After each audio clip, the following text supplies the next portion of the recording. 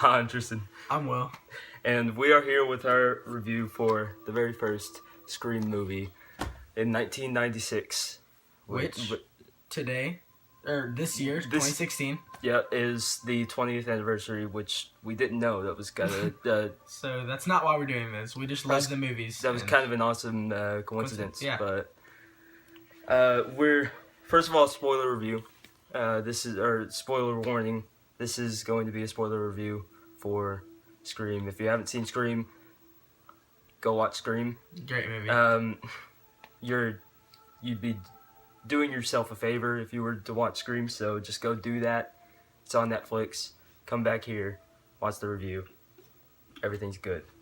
But, so, this is really, I feel like this is really a timeless film. I just think, there are a few things that are dated, but most of it still holds up. Like 98% of it probably still holds up.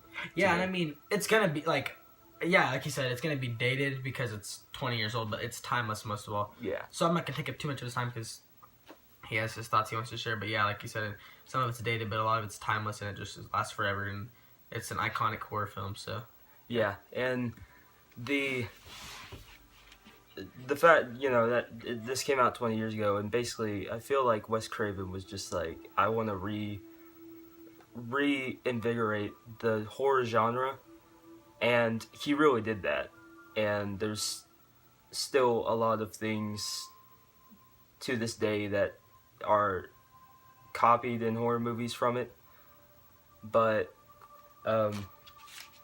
like it even opens up with a bang. Like with the opening scene, it starts with Drew Barrymore, her character Casey, and just immediately within 10 minutes there's already a death. There's already the way it already shows the way that he kills and the way that he sets up the killing, the mind games and everything like that. What do you have to say about the opening scene? Like you saying, like Tristan has told me like multiple times too. It shows you from the very beginning of the whole franchise that the killers kind of in all the movies kind of mean business, and so they really open up with a bang, like you said. And so like the mind games, I feel like that's one of my favorite parts. Is I feel like Wes Craven, I believe that's his name. He likes to get in people's heads. In a lot of his movies, and Scream, I feel he did that like tremendously because me and Tristan were talking about how phone calls, or people were scared to answer their phone after that movie came out because it's obviously terrifying. It's a killer calling and like terrorizing you over the phone. That's a terrifying thought. That's what kind of comes with the new technology, though, I guess. So I just like how that's kind of updated, I believe, in a way. Mm-hmm. How he used the phone. I feel like Wes Craven tried to do that. Yeah. To try and like kind of get it into this generation, you know what I mean? Mm-hmm. But that's really all I gotta say about the opening. But yeah, so there's not really much you can say about the opening scene that hasn't really been said already. It's really just easily one of the best scenes in really horror history, and it just was straight to the point. And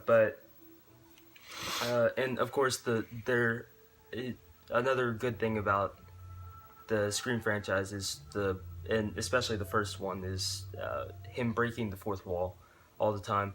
He sort of says these things where he's going to like Sydney, played by Neve Campbell, she straight up on the phone she says something like, if I were in one of these movies, or if I were in a horror movie, then I would have big boobs and not be able to act. Yeah, and you'd run upstairs instead of running out the front door. And then literally, like, not even 5 minutes later, she runs upstairs instead of running out the front door. So it points out the flaws while still doing it, but that makes it better because it shows you that instead of it just being, dumb teenagers who don't really know what they're doing, it shows that they have seen a whole bunch of other horror films and they know the cliches, but it shows that in real situations that could possibly, just because you can't think that could possibly be what you would actually do in those situations. But what do you think about him breaking the fourth wall? I don't know if this is the same thing as when he mentions other horror movies or stuff like that. Yeah.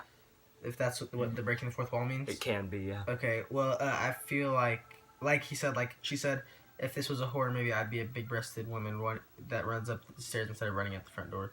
And she did that, like what he says, it points out the flaws while keeping it, like, enticing, like it keeps you entertained.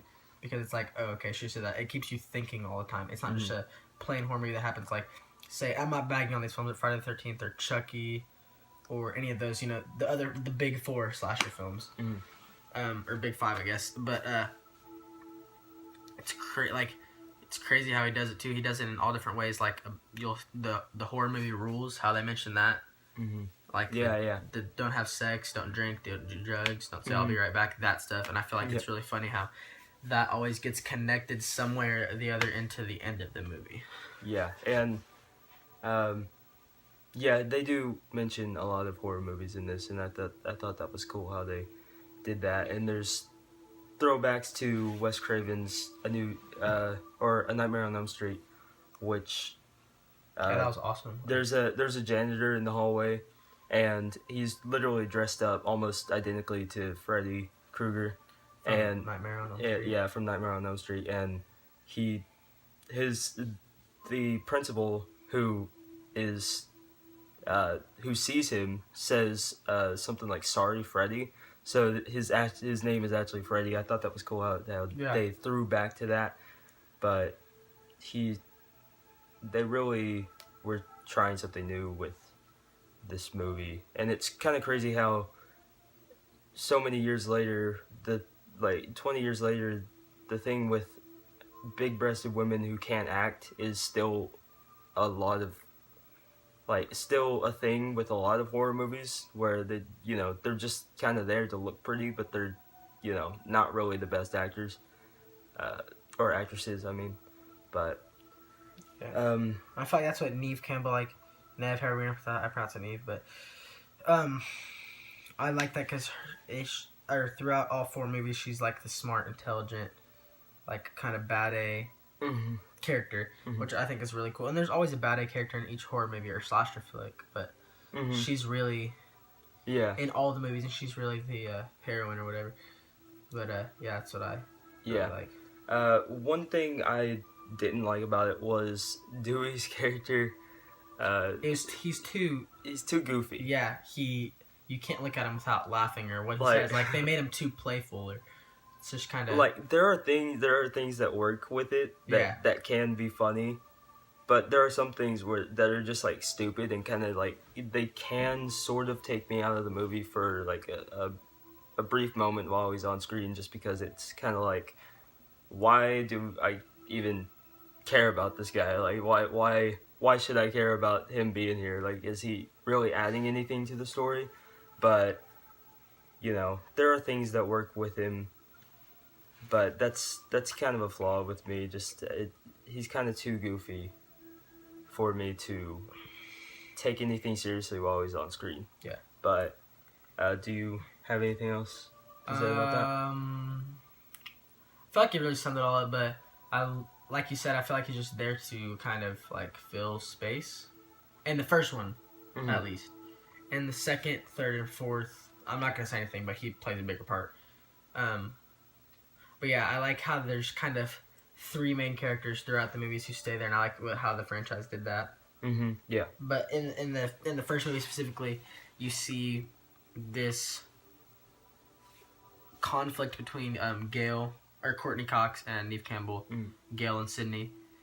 That is it's really intense, heated conflict because of. Oh yeah, I want to talk about Sydney's mother was also brutally murdered, so that kind of, I like how they kind of added a backstory to the movie instead of it just being straight killing.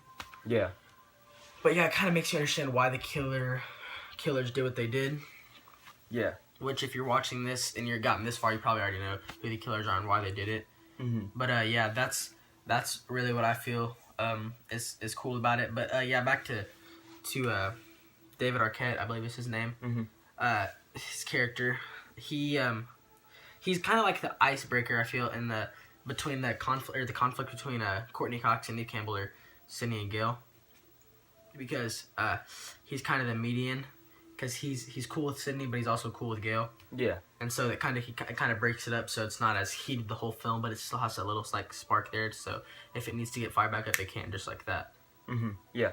So that's what I can say. Another thing, while we're on characters that kind of didn't really work for me, Billy, the boyfriend of Sydney, was kind of too creepy for me. He came across as a little bit too creepy for me, and like it kind of seemed obvious.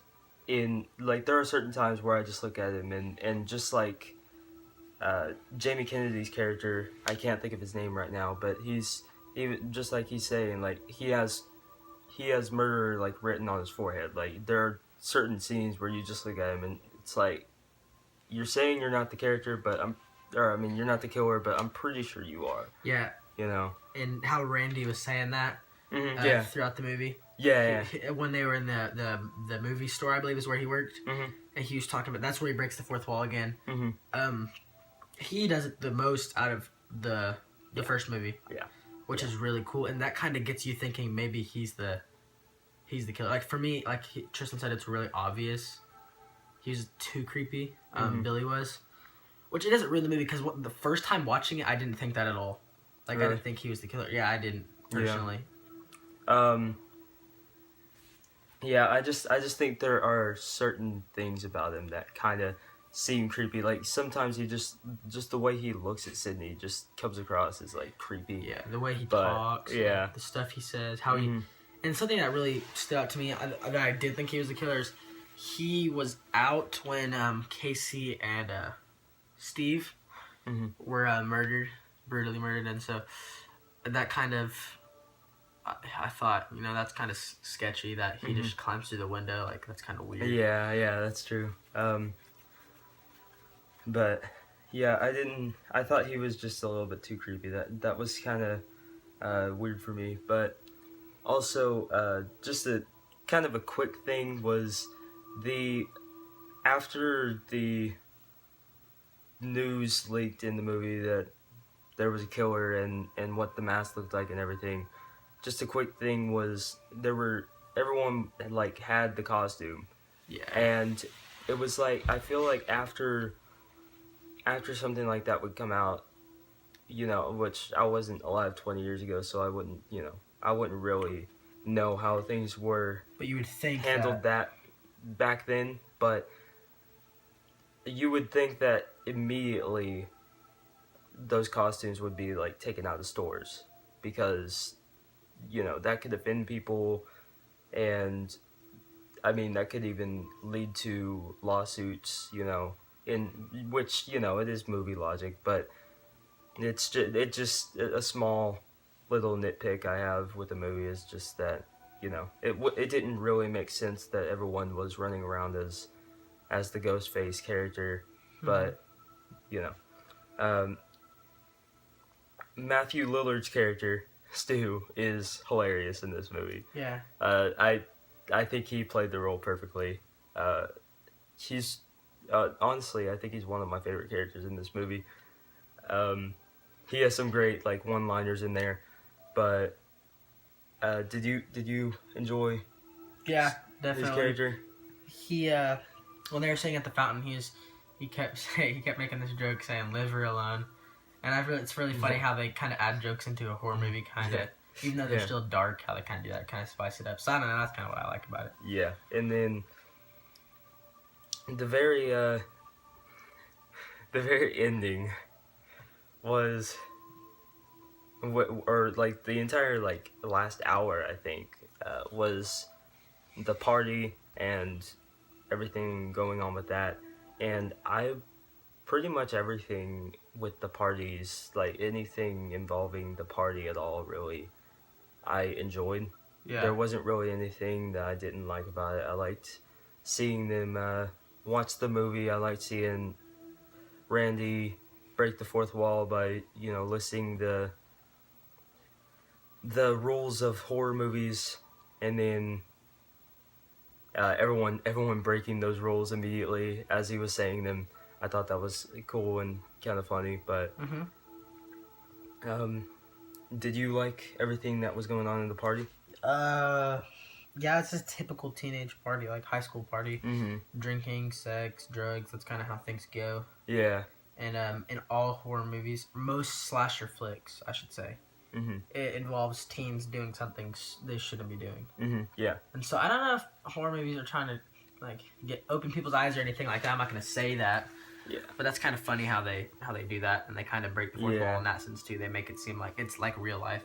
But yeah, I feel like in essence, like, the whole party thing was really cool. I like how they did everything. How I like the horror movies that have everybody trapped.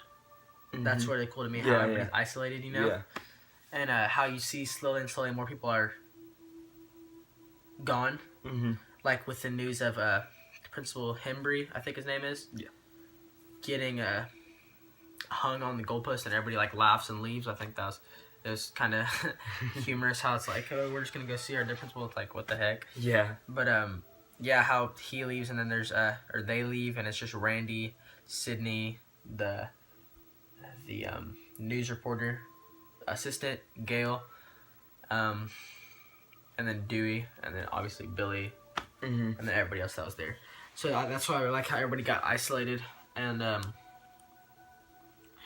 how you kind of saw more and more people get picked off as time went on. That's kind of what I gotta say. Yeah, and then of course the reveal scene of who the killers are. It's Matthew Lillard's character Stu, and then I knew his name. I can't think of it right now, but I can't think of the actor's name right now. But Billy, it's Billy and Stu are the two characters, and I really like how they sort of changed it up and made it where there were two killers instead of just one guy who's invincible or whatever. Yeah. But yeah, that's why I like. They're humans. So in all the movies, there's different killers. So it's it always keeps you on your seat. But I feel like something that got old with Friday the 13th or Chucky's, you always know the.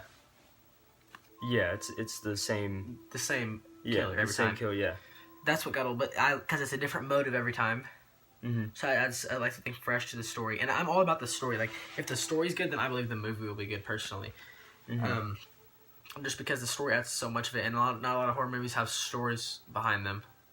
It's just bloodbath, and I like how Scream progressively. There's a murder at the beginning, murder like kind of in the middle, and then murders at the end. It spread it out, so it kept you on your seat the whole time, not just it's going to be at the end when all the murders happen, when the bloodbath starts.